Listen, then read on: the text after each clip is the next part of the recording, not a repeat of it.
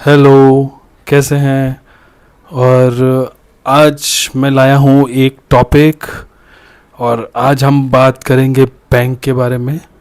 What is bank and what is the functions of bank.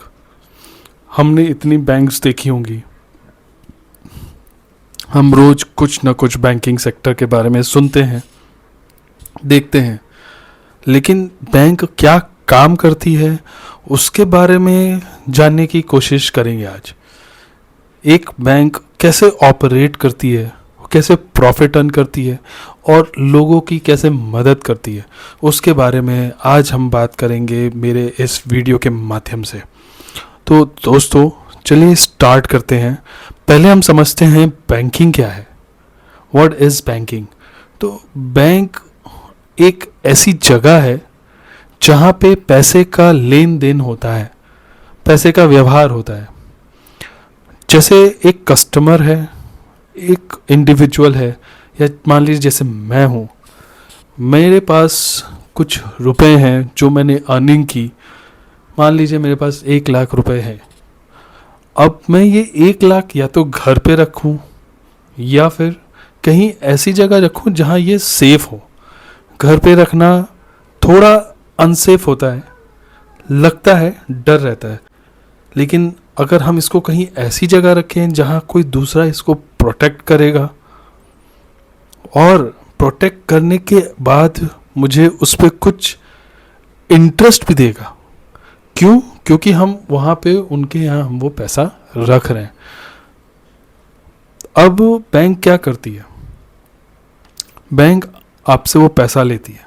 तो suppose मेरे पास 1 लाख रुपए है, मैं लेके गया बैंक के पास, तो बैंक मुझसे वो एक मतलब मैंने वो पैसा डिपॉजिट किया, तो वो पैसा वहाँ जमा हो गया। That is called deposit.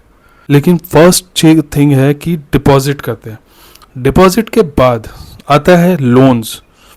मतलब बैंक ने पैसा आपसे ले लिया, अब बैंक को आपको पैसा देना है, इंटरेस्ट देना है। तो बैंक क्या करेगी? उस पैसे को कहीं दूसरी जगह लगाएगी, उससे पैसा जनरेट करेगी, इनकम जनरेट करेगी, और वो इनकम से आपको इंटरेस्ट पे करेगी। तो वो जो पैसा लगाते हैं वो 2-3 जगह, कई जगह लगाते हैं, लेकिन बेसिक ये है कि वो दूसरों को लोन देते हैं। पैसा हमने आपसे लिया और वो पैसे को हमने किसी और को दिया जिसको ज़रूरत है। मतलब आपको ज़रूरत नहीं है, आपने हमको दिया, और मुझे लगा मेरे पास थर्ड पर्सन आता है, उसको ज़रूरत है, हमने उसको दे दिया। अब ये दोनों के बीच में हम एक चीज़ चार्ज करेंगे। हम आपको कहेंगे कि हम आपको इतना इंटरेस्ट देंगे, और उस पार्टी को बोलेंगे हम आपसे इतना इंटरेस्ट लेंगे, और इतने टाइम पीरियड में आपको ये पैसा भरना पड़ेगा। तो ये बेसिक स्ट्रक्चर है बैंक का। तो इससे हमको क्या समझ में आता है कि banking is accepting of deposit. Suppose मैं बैंक हूँ और कोई पर्सन मेरे पास आता है, तो मैं उसका पैसा लूँगा, that is accepting of deposit. और मैंने वो किसी को दे दिया, उधार दे दिया, या किसी को लेंड कर दिया, तो दैट इज़ ग्रांटिंग लोन या फिर एडवांसेस। तो ये बेसिक है बैंकिंग का। तो बैंकिंग पूरा स्ट्रक्चर इसी पे काम करता है, accepting of deposits and advancing loans, giving loans. तो ये हो गया हमारा बैंक का पहला स्ट्रक्चर कि व्हाट इज़ बैंक। अब सेकंड आता है कि किस तरह से बैंक में डिपॉजिट को लेते हैं। उसको बैंक ने बहुत तरीकों में डिवाइड किया हुआ है। ऐसे ही जैसे हम पैसा देते हैं किसी को, तो उसको भी अलग अलग पार्ट्स में डिवाइड किया है। वो पार्ट्स क्या है मैं आपको बताता हूँ। सपोज़ आप 1 लाख रुपए लेकर आए, तो बैंक के पास अलग अलग पार्ट है। उन्होंने एक बनाया सेविंग अकाउंट, दूसरा बनाया करेंट अकाउंट, तीसरा बनाया फिक्स्ड डिपॉजिट, चौथा बनाया रिकरिंग डिपॉजिट। तो इस तरह से उन्होंने डाइसेक्शन कर दिया है।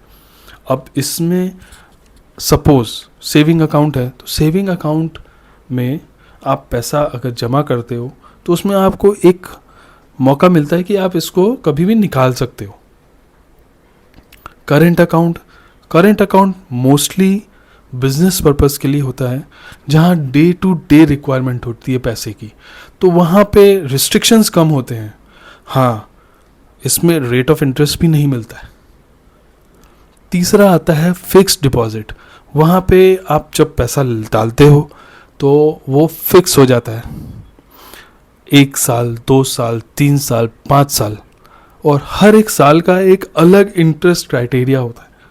सपोज 1 साल के लिए रखा तो बैंक अपना एक लिस्ट निकालती है कि इस पीरियड से इस पीरियड तक इतना इंटरेस्ट रहेगा, इस पीरियड से इस पीरियड इतना इंटरेस्ट रहेगा, तो उस हिसाब से फिक्स डिपॉजिट होता है।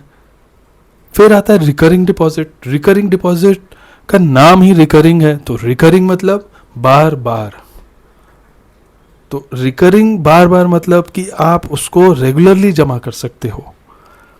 और रिकरिंग मोस्टली मंथली होता है। सपोज आपको बचत करनी है, आपको कुछ 100, 500, 1000 जमा करना है, रोकना, आप ज़्यादा अमाउंट भी कर सकते हो, लेकिन बेसिक स्टार्ट ये यहीं से होता है, इतने अमाउंट से।